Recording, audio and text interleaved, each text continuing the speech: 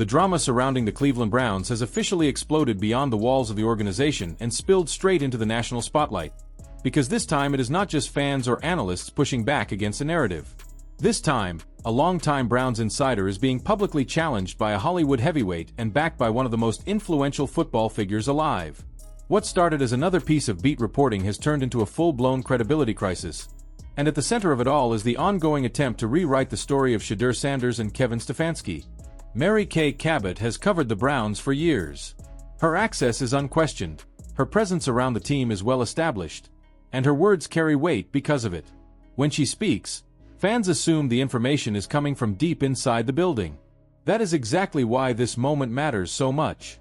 Because when someone with that level of access starts pushing a version of events that directly contradicts what the entire football world has watched unfold in real time, it stops being harmless spin and starts looking like intentional damage control. The narrative she put forward tried to paint Kevin Stefanski as a hands-on mentor, a coach who identified Shedeur as raw, invested countless hours in him, and personally guided his rapid rise. On paper it sounds uplifting. A coach developing his quarterback. A rookie learning the system. Growth through hard work. The problem is that none of it aligns with the actual timeline of this season. Not the depth chart. Not the practice reps. Not the in-game decisions. Not the public comments. Not the body language. Not the results. This is why Foxx stepping in matters. He is not a Browns fan blogger or a random voice-chasing engagement. He is a public figure with nothing to gain and nothing to protect. He said what a lot of people were already thinking but could not say with his level of reach. Enough. Stop trying to sell a version of reality that never existed. And when Deion Sanders immediately backed that call-out, the situation shifted from uncomfortable to undeniable. Because now the person who coached Shedeur his entire life, the person who built his football foundation, is publicly signaling that this narrative is not just wrong but offensive. The idea that Shedeur Sanders arrived in Cleveland lacking football intelligence collapses the moment you examine his background. This is not a late bloomer learning the game for the first time. This is a quarterback raised in film rooms, coached by one of the greatest defensive minds in NFL history, and battle-tested at the highest levels of college football. His understanding of coverages, protections, and defensive leverage was evident long before he ever took an NFL snap. Suggesting otherwise is not analysis. It is revisionism. Even more damaging is the attempt to credit Kevin Stefanski for development that clearly did not happen under his guidance. If Stefanski was truly investing heavily in Shedeur from day one, then explain the reps. Explain the depth chart. Explain why Shedeur was buried behind lesser-performing quarterbacks for weeks. Explain why the so-called open competition never actually materialized. Explain why Shedeur was only allowed onto the field after every other option failed. That is not belief. That is reluctance forced into submission. The on-field evidence completely dismantles the spin. The moment Shedeur was finally given meaningful snaps, the offense changed. The energy changed. The execution changed. He did not look like a quarterback learning how to play professional football. He looked like a quarterback who had been waiting to be unleashed. He threw with anticipation. He read defenses with confidence. He led scoring drives under pressure. He won Rookie of the Week not because someone coached him harder, but because he was already prepared. And the coaching decisions that followed only reinforced the disconnect. Pulling Shedeur during crucial two-point conversion moments was not mentorship. It was mistrust. It was hesitation. It was a coach trying to control the outcome rather than empower the player who had earned the moment. When Tom Brady publicly questioned that decision, he did not frame it as part of a development plan. He framed it as a failure to recognize when a quarterback has proven himself. That distinction matters.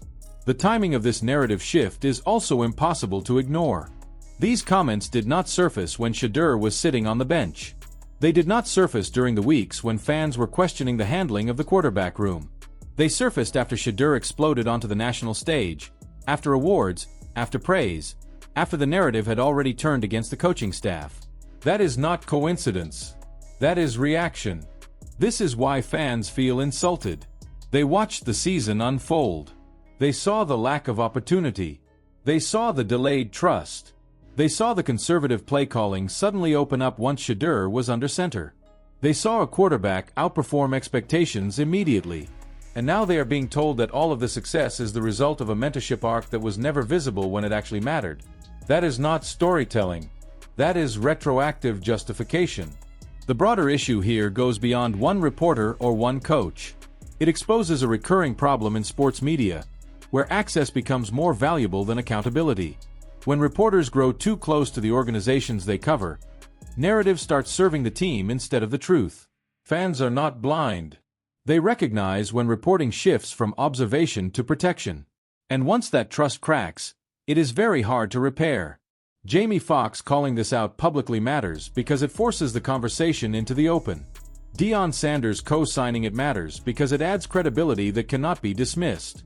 Together, they are saying what many inside and outside the league already believe. Shedeur Sanders did not need to be rescued by Kevin Stefanski. He needed to be trusted. And those are not the same thing. The irony is that this attempt to protect the coaching staff only highlights their original mistake even more. If Shedeur was truly this capable, this prepared, this intelligent, then why was he not treated that way from the start? You cannot claim credit for development while also owning responsibility for delay. One cancels out the other. And through all of this noise, Shedeur keeps doing the one thing that actually matters. He keeps playing. He keeps improving. He keeps winning moments. No narrative can erase the tape. No spin can undo production. No relationship can change results. His growth is visible because it was always there, waiting for opportunity. So now the question shifts from Shedeur Sanders to everyone else involved. Who benefits from rewriting this story? Who is being protected? And why is accountability still so hard to find inside this organization? Because when celebrities and Hall of Famers are publicly correcting beat reporters, something has gone very wrong. Now it is your turn. Do you believe this reporting crossed the line from analysis into damage control? Should reporters be held accountable when narratives contradict reality? And what does this say about how the Browns handle both players and perception? Drop your thoughts in the comments. If you want continued breakdowns that cut through the spin and focus on what actually happens on the field, make sure to like this video, subscribe to the channel, and turn on notifications. This story is not over, and the truth is still unfolding one snap at a time.